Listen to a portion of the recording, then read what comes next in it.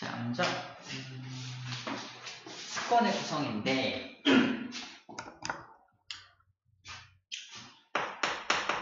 수권 이 앞에서부터 배웠던 건데 우리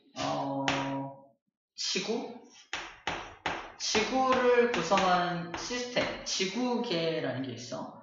그 지구를 중심으로 이제 벌어지는 지구 시스템인데 지구 안에 있는 권이 있어. 권. 예를 들어서 땅에 해당하는 것들은 이제 직권이라고 하죠. 직권. 그리고 물은 수권이라고 하고요. 여기 사는 생명체들은 생물권이라고 그래. 생물권이라고 합니다. 공기 있지, 대기권. 공기 같은 경우는 기권이라고 해요. 기권.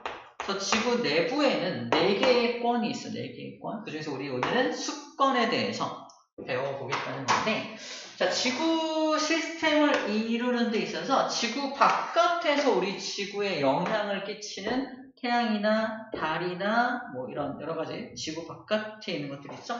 이 지구 바깥에 있는 것들을 하나를 또 외권이라고 불러줍니다. 그래서 지구계를 구성하는 총 5개의 권이 지구계를 구성하고 있어요.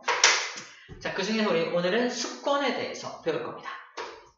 수권의 수는 물이죠. 물. 어디에 있는 물? 지구에 있는 물을 생각하면 돼. 자, 지구에 있는 물 중에서 자, 일단은 지구 전체로 봤을 때 자, 지구의 전체 면적을 100%라고 봤을 때 그 중에 70%가 수권입니다. 우리 지구본을 보면은 대부분 다 물로 차 있는 거 알아요? 그러니까 육지가 몇 개 없잖아. 그래서 물론 이쪽에서만 보면은 육지가 많은 것 같지만 지구본을 뒤로 돌려보면 뒤는 다 물이다.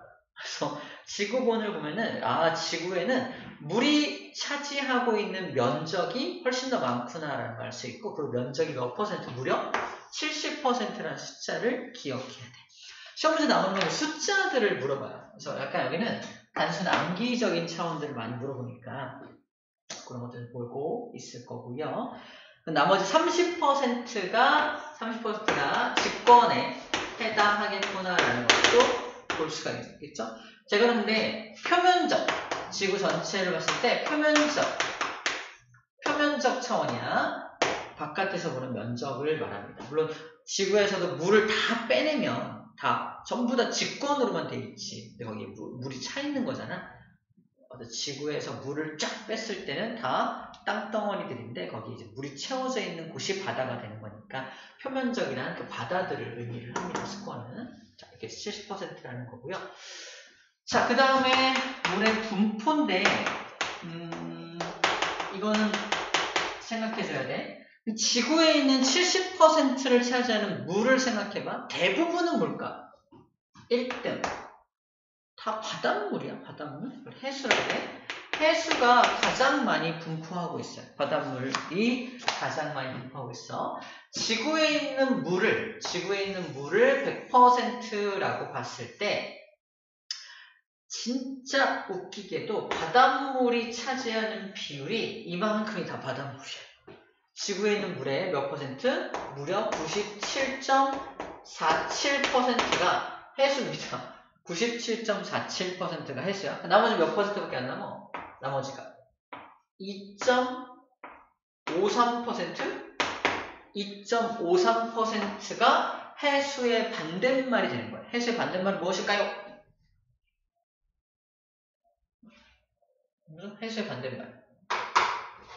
그것을 육수라고 불러줘요. 육지에 있는 물. 바다에 있는 물, 육지에 있는 물.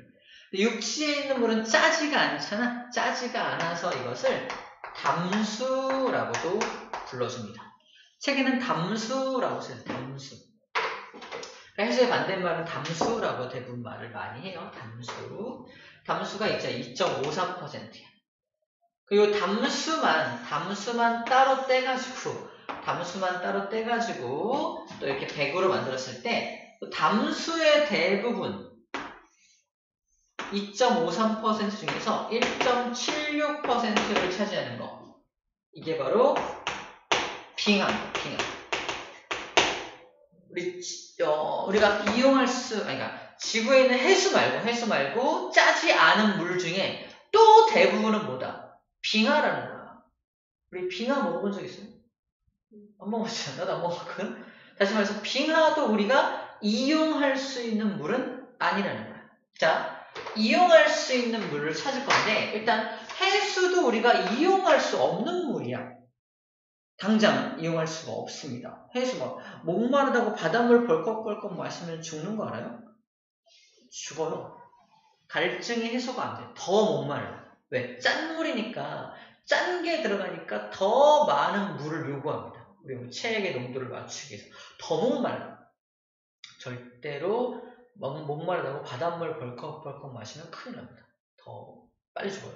그래서 이용할 수 없는 물이 되는 거야. 그러면 이용할 수 있는 물은 육수, 담수인데 그 중에 대부분은 또 빙하야. 이것도 우리가 직접 이용하기는 좀 어렵잖아. 우리 집 옆에 빙하가 있나요? 그런 거 아니잖아요. 그죠? 뭐 가게 가면 빙하를 파나요? 그런 거 아니잖아요. 나머지 몇 %밖에 안 남아. 나머지 %가 진짜 얼마 안 남죠? 남은 %가 뭐야? 0.7 0.77? 0.77% 남겠네? 0.77% 중에서 0.76%가 바로 지하수. 지하수는 우리가 좀 이용을 해요. 이용을 합니다. 나머지 0.01%가 뭐야? 바로 하천. 하천과 강의 물. 하천과 강물입니다. 우리가 실질적으로 이용하는 건 하천과 강물하고 지하수 정도를 좀 이용하는 거예요. 그러니까 우리가 이용할 수 있는 건 1%가 채 안 된다는 게 포인트입니다. 지구 전체에 있는 물 100% 중에서 우리가 직접 이용할 수 있는 물은 1%가 채 안 된다는 거예요. 그러므로 물이 항상 부족할 수밖에 없는 게 현실이다라는 겁니다. 우리나라 물 부족 국가인 거 알아요? 들어본 적 있죠? 물 많은데? 컬컬컬 나오는데? 하지만 지구 전체에 있는 물 중에서 우리가 이용할 수 있는 물이 이거밖에 안 되기 때문에 이 이용할 수 있는 물을 인구 비율대로 나눠가지고 1인당 돌아가는 물의 비율을 계산해보면 얼마 이하가 되면 물 부족 국가로 정의를 해요. 그래서 우리나라는 면적은 좁고 인구는 많기 때문에 물 부족 국가가 등록이 되어 있는 거야. 우리가 물을 많이 이용할 수 있냐 없냐랑은 좀 다른 기준으로 정하는 거니까 물 부족 국가구나 라는 정도만 알고 있으면 돼요. 우리가 이용할 수 있는 물이 1%가 채 되지 않는다는 거. 그래서 약간 기술적으로 보완을 해서 이제는 어떤 것도 사용할 수 있게 하고 있냐, 해수를 담수로 바꾸어서 이용할 수 있는 물의 형태로 바꾸기도 합니다. 해수 담수화 기술이라. 해수 담수화 기술이라는 게 있어요. 해수를 담수로 만드는 기술을 통해서 이용할 수 없는 물을 이용할 수 있는 물로 바꾸는 거예요. 어떤 기계장치를 이용해서 만드는데, 근데 우리가 진짜 먹을 물이 없어. 자, 무인도에서 살아남게 이제. 근데 장작하고 불을 뗄 수 있는 장비는 있어요. 옆에는 바다야. 우리가 먹을 수 있는 물을 얻을 수 있는 방법은요? 물을 끓이면 돼요. 물을 끓이면 우리 배웠잖아. 혼합물의 분리. 거기까지 연결 안 해봤어? 혼합물의 분리. 맞아? 분리되잖아. 이 소금 성분하고 물 성분이 분리가 되잖아요. 분리된 걸 따로 이렇게 모아가지고 똘똘똘 모아가지고 모을 수가 있죠. 이거는 이제 소금기가 없는 물이니까 먹어도 되는 물입니다. 그래서 이걸 어떻게 보면 우리가 해수를 담수화 시킨 거야. 끓여가지고. 하지만 이 담수를 얻기 위해서 굉장히 많은 에너지가 들어가기 때문에 할 수는 있다는 거. 이거는 기계장치를 이용해서 효과적으로 할 수도 있다라는 얘기를 하고 있습니다. 책 나왔어요. 세 개. 물의 활용 사례에서 첫 번째, 해수를 담수로 바꾸어 물이 부족한 지역에서 활용한다라고 나와 있고요. 또 바닷물. 바다는 이제 그러면 우리가 먹을 수는 없지만 배가 지나가는 통로로 바다를 이용해서 우리가 뱃길로 이용하니까 바닷물을 그렇게 이용하고 있다라는 걸 하고 있습니다. 자, 그럼 빙하도 이용을 하는 곳이 있대요. 빙하도 이용하는 곳이 있는데, 녹아서 이제 액체가 된 빙하물이 쫄쫄쫄 흘러나올 수 있거든요. 빙하물이 흘러나오는 지역에서 그걸 가져다가 물이 부족한 지역에다가 공급하는 경우도 있다고 합니다. 자, 그리고 지하수도 이용하고 있어요. 농업용수로도 이용을 하고 생활용수, 공업용수로도 이용을 하고 있어요. 쌤네 집만 보더라도 쌤네 아버지, 어머니, 부모님이 사시는 집에 가도 지하수를 파가지고 지하수를 뽑아서 쓰셔요. 지하수물이 생각보다 깨끗해요. 왜냐면은 비가 막 내리면 빗물이 땅속으로 스며들잖아. 땅속으로 스며들면서 그 땅과 땅을 걸러 내려가니까 노폐물들이 다 잘 걸러져서 깨끗한 물만 저 밑에 내려가게 되는 거야. 그걸 퍼 올리는 거니까 생각보다 깨끗한 물이 검출이 돼요.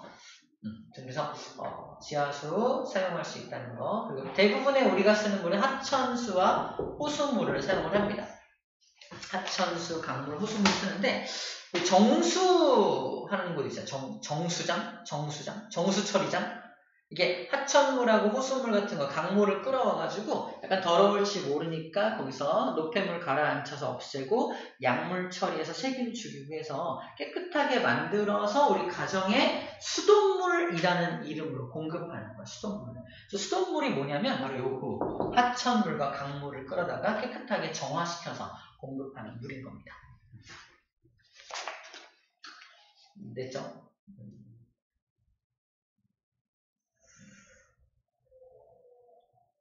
오케이. 그 얘기들이 쭉 정리가 되어 있네요. 자, 1번. 그래서 우리 수건이 뭔지, 그리고 수건에 분포하는 물이 어떻게 분포되어 있는지까지 이야기를 했습니다. 자, 이제 수자원 얘기를 할게요. 수자원의 이용.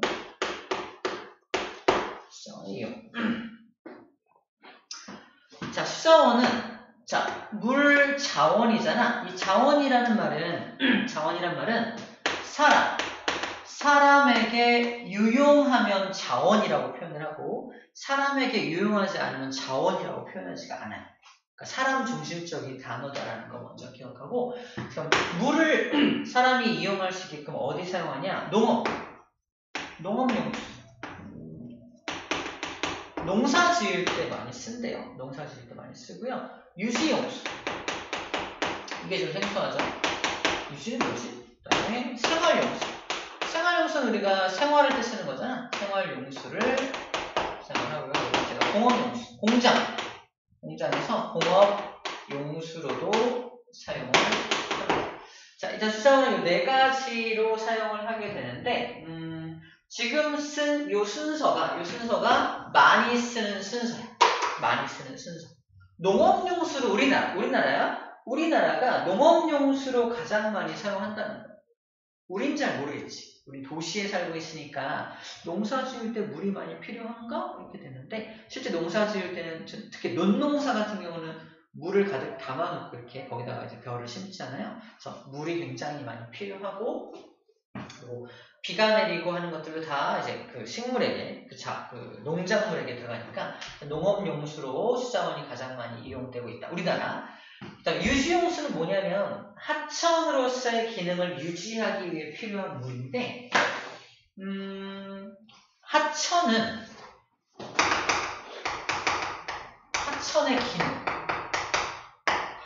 기능. 하천이 뭐냐면 이제 시냇물, 강물을 하천이라고 해요. 시냇물이 흐르고 강물이 흘러가면 우리는 일단 되게 시원하다, 예쁘다, 낚시해볼까? 배를 탈 수 있나? 이런 생각을 하잖아. 하지만 그렇게 이용하는 거 말고요. 하천의 기능은 대부분 농업용수, 어떤 농사 지을 때 물을 공급하는 역할들을 많이 해요. 농사 지을 때 물을 공급하는 역할을 많이 합니다. 그래서 하천이 마르지 않도록 그 하천을 유지시켜주기 위해서 물들을 하천으로 흘려보내는 용수를 유지용수라고 생각한다고 보면 돼요.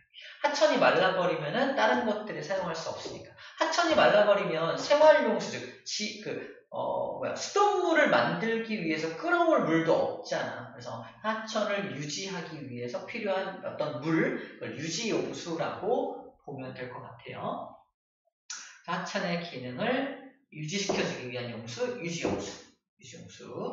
하천이 살아있어야, 하천이 유지가 되어야 다른 용수들을 사용할 수 있으니까 라고 생각하면 될 것 같습니다.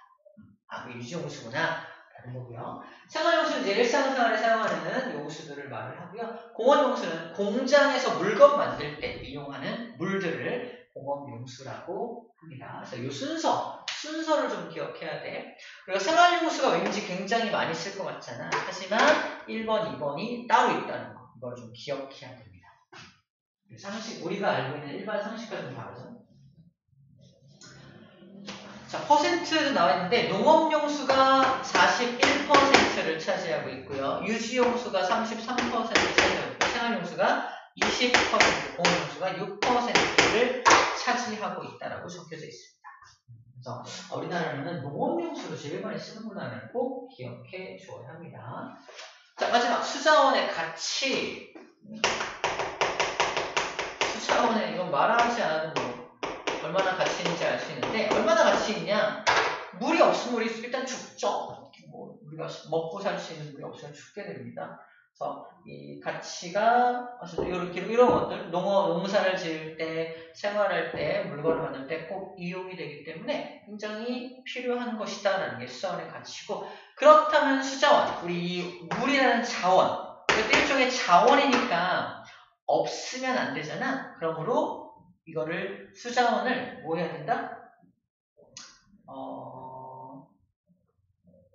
계속 우리가 수자원을 활용할 수 있도록 보존해야 되고, 보존하고 보호해야 되고 해야 한다는 얘기예요. 그래서 보존하고 보호해야 한다. 굉장히 중요하니까 그러므로 절약해야 된다라는 말을 하고 있습니다. 절약해야 한다.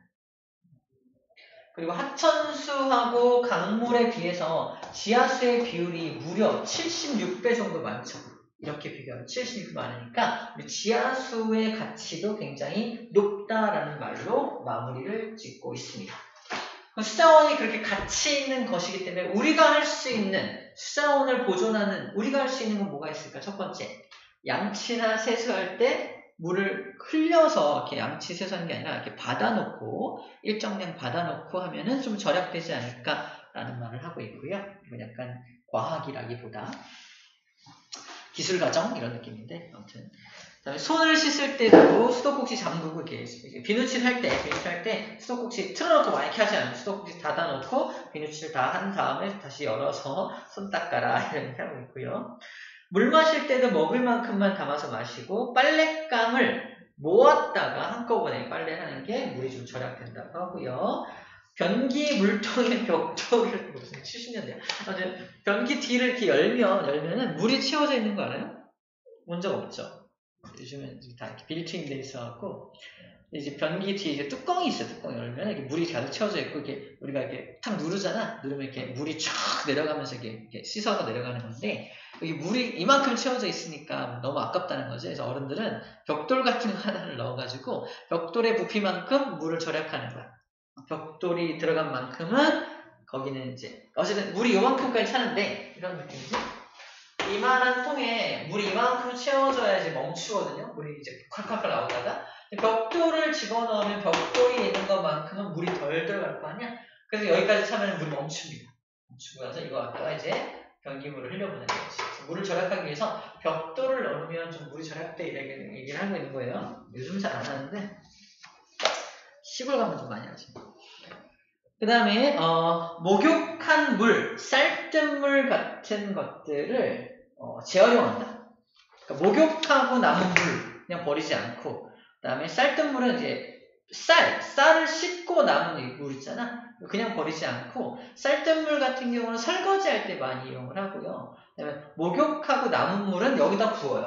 여기다 부어가지고 화장실 물로도 이용을 하고, 이렇게 좀 아끼는 방법을 소개하고 있습니다. 그 다음 마찬가지로 그릇이나 과일 씻을 때도 흐르는 물에 씻지 않고 일단 이렇게 담아놔서 이렇게 닦아라 이런 얘기하고 있어요. 그런 게 있구나 생각하고. 자, 그래요. 그리고 지하수에 대한 내용 마지막 나왔는데, 지하수 같은 경우는 하천수 강물보다 훨씬 더 양이 많기 때문에 되게 가치가 있다. 보존을 가치 있게 잘 개발해서 사용해야 한다는 건데 무분별한 지하수 개발은 구멍을 엄청 뚫어야 되잖아. 땅속에 구멍을 굉장히 많이 뚫어야 되기 때문에 혹시 지하가 무너질 수 있어요. 지하가 무너진다는 걸 책에서는 지하 침하, 집안이 침하된다. 집안이 무너진다. 집안이 침하되거나 또는 너무 많이 뽑았으면 지하수가 고갈된다. 지하수가 고갈될 수 있으니까 아껴서 지하수도 역시 아껴서 사용해야 한다까지가 습관에 대한 내용입니다. 오케이, 바로 문제 풀어볼게요. 95쪽 문제 풀어볼게요.